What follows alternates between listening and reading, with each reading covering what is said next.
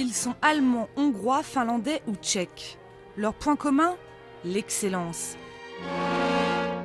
Les 116 musiciens ont été choisis parmi 4000 candidats pour intégrer le prestigieux orchestre des jeunes de l'Union européenne.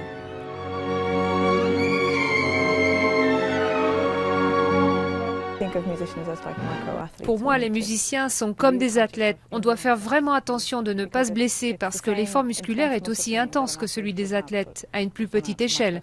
Enfin, on doit faire attention. L'orchestre organise 2 tournées annuelles. L'occasion pour ces jeunes prodiges de jouer dans les plus grandes salles, européennes et américaines. Depuis sa création en 1976, l'ensemble a vu défiler les plus grands chefs.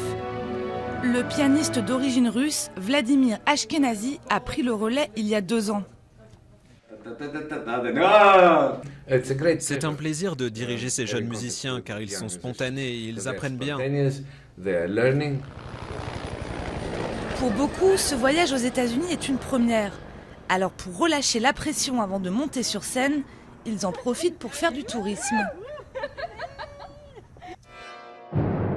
La plupart de ces jeunes virtuoses deviendront un jour des musiciens professionnels.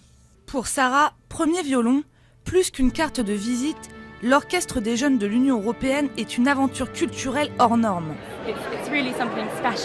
C'est vraiment spécial de se rassembler avec tous ces musiciens venus d'horizons différents, avec pour seul but de jouer de la musique et de susciter de l'émotion chez les gens.